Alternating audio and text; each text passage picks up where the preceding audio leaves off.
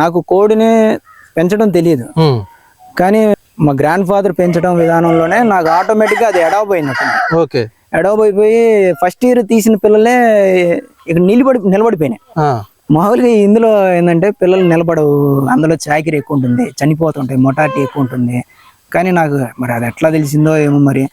మా ఒకరోజు బెల్లం నీళ్ళు పెట్టేవాడిని, ఒకరోజు అల్లం నీళ్ళు పెట్టేవాడిని, ఒకరోజు వెల్లుల్లిపాయ నీళ్ళు పెట్టేవాడిని, ఒకరోజు అట్లా ఒకరోజు లివటానికి వాటర్ పెట్టేవాడిని, ఒకరోజు మామూలు వాటర్ పెట్టేవాడిని. అట్లా అట్లా సర్వే అయిపోయి చూస్తూ ఉండగానే ఎదిగిపోయినాయి పిల్లలు.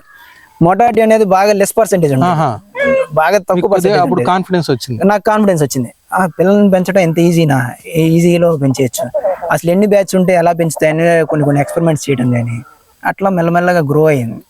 బిజినెస్ కూడా పెరిగింది. ఇప్పుడు మీరు ధైర్యంగా ముందుగా అప్పుడు మా గ్రాండ్ ఫాదర్ దగ్గర అరౌండ్ ఒక 90 ఫిమేల్ అండ్ మేల్ బర్డ్స్ తీసుకున్నాను. ఇప్పుడు ఇక్కడ ఈ ఫామ్ లో వచ్చేసరికి, ఈ లొకేషన్ వచ్చేసరికి 500 అబోవ్ ఉన్నాయి ప్లస్. అట్లా ఒక్కొక్క ఏరియాలో ఒక్కొక్క బర్డ్స్ జోన్ సెక్టర్ ఏర్పడింది.